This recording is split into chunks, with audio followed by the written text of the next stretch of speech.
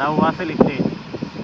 Actually Wasel মানে কি আমি জানি না, কিন্তু এক্সপোতে এই স্টেজটা বানাইতে গিয়ে Dubai Dubai government million dollar বললে কম হবে, বিলিয়ন বিলিয়ন ডলার খরচ করে ফেলেছে এটার উপরে। যেটা দেখতেছে একদম নর্মাল, বাট রাত্রেবেলায় দেখা যায়। এই দেখেন এখানে, এই যে এটা একটা প্রজেক্টর সেট আপ, প্রজেক্টর, এগুলো সব প্রজেক্টর সেট আপ। একটার ভিতরে কয়টা, 6টা করে প্রজেক্টর, চারো সাইডে এগুলো প্রজেক্টর সেট আপ। হ্যাঁ, আর উপরে সাউন্ড সিস্টেম আছে। আর এই যে এখন নতুন করে আরো কতগুলো প্রজেক্টর সেট আপ সেট করতেছে। এই যে এখানে কাজ চলতেছে, খান সাহেব কোম্পানি প্রজেক্টর বসাচ্ছে। এই চারো সাইডে এরকম প্রজেক্টর পাবেন। তো প্রজেক্টরের কাজটা কি, এটা রাত্রেবেলা একটা ভিডিও আমি দেবো এখন। দেখেন, এই দেখেন প্রজেক্টর, সবগুলো প্রজেক্টর মনিটরিং করা হয় এখান থেকে। আর মূলত এটা হলো স্টেজ, এখানে সাইডে গ্যালারি।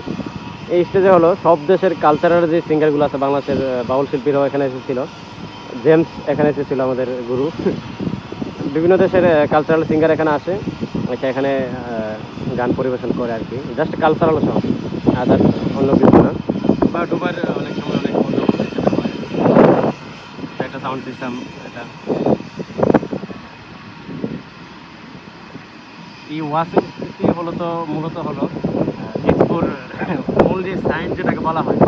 এক্সপোর যত জায়গায় সাইন দেখবেন, তো সেই জায়গায় দেখবেন এই ওয়াসেল স্টেজের এরকম একটা আর্কিটেকচার এড করা আছে। তারা নতুন করে আরও কতগুলো প্রজেক্টর এখানে বসাচ্ছে, যদিও অনেকগুলো এনাফ আছে।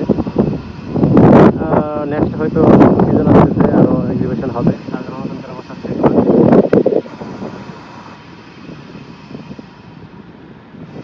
এই ওয়াসেল স্টেজটা আমার খুবই ভালো লাগে। আমি অবসর সময় এখানে হিসাব বসে আড্ডা দিই।